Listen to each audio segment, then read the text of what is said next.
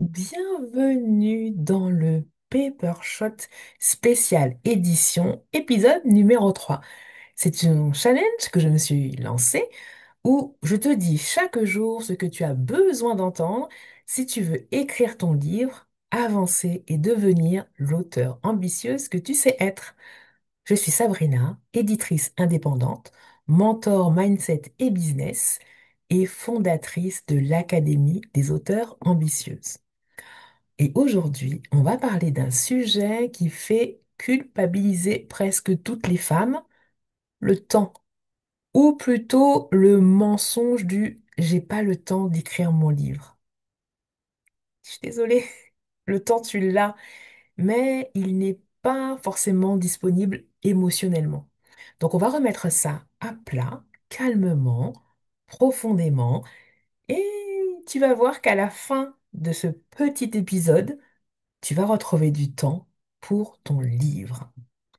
D'abord, pourquoi tu crois manquer de temps? Parce que c'est pas que tu n'as pas le temps, c'est que tu es épuisé émotionnellement par tout le reste. Tu portes les enfants, la maison, la charge mentale, les clients, le boulot, les imprévus, les émotions des autres, ton propre perfectionnisme, tes propres doutes, la pression de bien faire.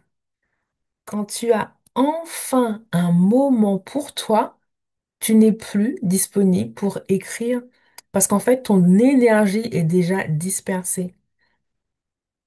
Ton temps n'est pas vide. Il est occupé par des choses qui prennent ton attention intérieure.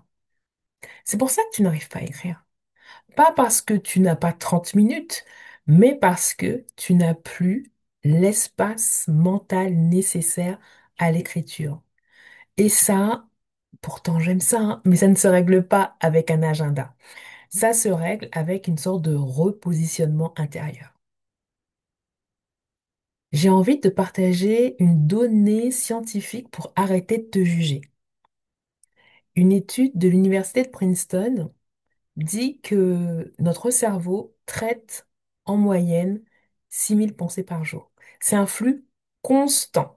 Et plus tu as de responsabilités, plus tu as de pensées concurrentes. Résultat, quand tu te dis je vais écrire, ton cerveau réagit comme ça. Oh, j'ai pas l'énergie émotionnelle pour ça, là. Punaise, ça va me demander d'être focus. Non, non, je suis pas disponible. Ce n'est pas du manque de temps, c'est du manque d'espace intérieur, d'espace mental. Et vraiment, ça change tout. J'ai envie de te partager maintenant 3 outils concrets pour écrire, même quand ta vie déborde. Et je t'assure que aucun de ces 3 outils ne demande plus de 30 minutes. 30 minutes. Le premier outil, le rituel des 2% de ta journée. 2% de ta journée, c'est 30 minutes. 30 minutes, ce n'est pas pour écrire ton livre.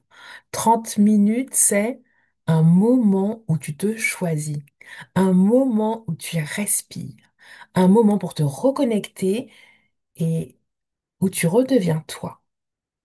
Et c'est à partir de cet espace-là que ton écriture redevient possible. Il faut pas chercher un moment parfait. Pour moi, c'est plutôt un moment symbolique. Et ces 30 minutes, tu peux les trouver à midi, quand tu sais que tu as une pause de 1h30 et qu'elle est bien trop longue. Tu peux les trouver un matin en te réveillant un peu plus tôt. Enfin, peu importe où se trouvent ces 30 minutes, mais je le rappelle, 30 minutes, c'est 2% de ta journée. Le deuxième outil, le micro-engagement. Micro, petit, petit.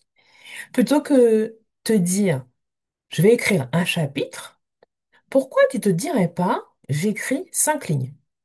C'est tout, 5 lignes. Pourquoi cet outil fonctionne? Parce que ton cerveau dit, OK, 5 lignes, ça je peux faire. Et une fois que tu as commencé, tu continues. Et enfin, le troisième outil, la question magique du soir. De quoi j'ai envie de parler ou d'écrire demain? Chaque soir, tu écris une phrase sur ce que tu as envie d'écrire demain, pas sur ce qu'il faut écrire, sur ce qui t'appelle, vraiment cette chose où tu dis, tiens, j'écrirai bien là-dessus demain. Et tu verras, tu ne te lèveras plus en hésitant, tu vas te lever en sachant exactement sur quoi tu vas écrire. Et en fait, cette histoire d'auteur, cette histoire d'écriture, je crois que ça demande de l'espace et pas forcément du temps. Ce que tu crois être un problème de temps est en fait un problème de permission. Tu ne t'autorises pas encore à devenir auteur. Tu ne t'autorises pas à te mettre au centre. Tu ne t'autorises pas encore à créer quelque chose qui est là juste pour toi. Et ton cerveau te dit, OK, on verra plus tard. Sauf que ce plus tard n'existe pas. Tu n'as que maintenant.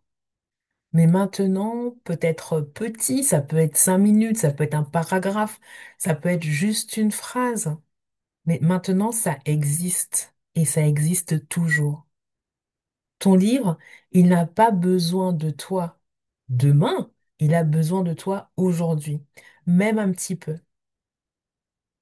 Voilà, on arrive à la fin de cet épisode 3. J'espère que tu mettras en place les trois outils, mais si tu n'en mets en place qu'un, eh ben, l'écriture commence et ton livre va bientôt voir le jour.